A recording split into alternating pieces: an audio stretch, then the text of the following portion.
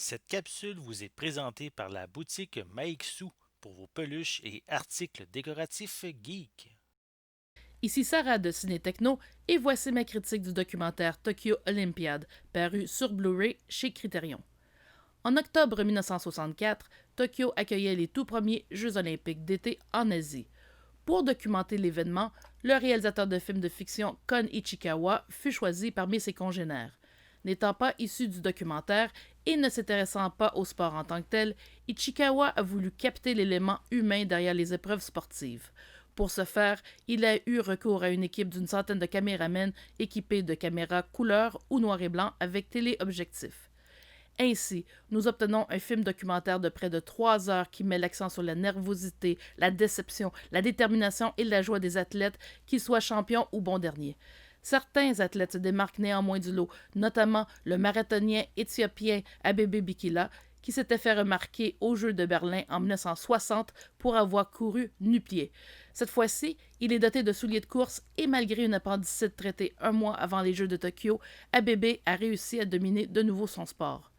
Lors de sa sortie, le documentaire n'a pas plu au gouvernement japonais qui trouvait que Ichikawa n'avait pas suffisamment mis en valeur les athlètes japonais.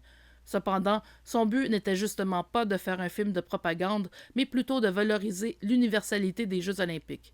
Et puisqu'il était un réalisateur de fiction, il a fonctionné de manière inusitée en préparant un scénario-image et en exigeant de ses caméramens de se concentrer sur les visages et autres détails intéressants des compétitions.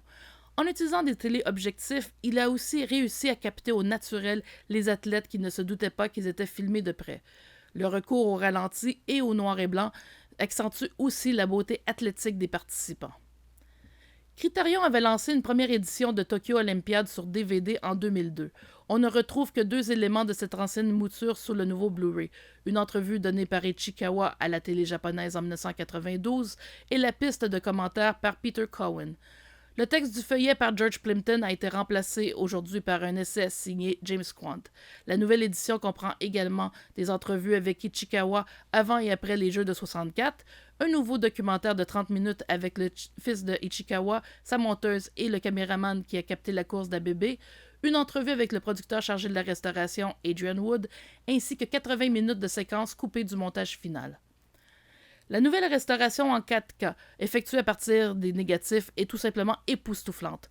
Puisque le film était tourné en cinémascope, certaines séquences couplent le souffle, dont celle avec vue en plongée où l'on voit le porteur de la flamme courir partout au Japon. Le son mono non compressé est très détaillé et les sous-titres sont bien lisibles. En attendant la tenue des Jeux olympiques 2020 de Tokyo l'an prochain, se replonger dans ceux de 1964 permet de réfléchir sur ce qui a changé en plus de 50 ans. Malgré toutes les prouesses technologiques modernes, la nature humaine, elle, ne change pas, et voir des athlètes vivre la victoire comme la défaite, seuls dans la foule, demeure frappant et fascinant. Tokyo Olympiade est un documentaire qui a fait école et qui influera sur les films olympiques qui suivront, comme ceux de l'ONF tournés sur les Jeux de Montréal. C'est tout simplement un incontournable. Tokyo Olympiade obtient la note de 10 sur 10. Merci d'avoir été à l'écoute.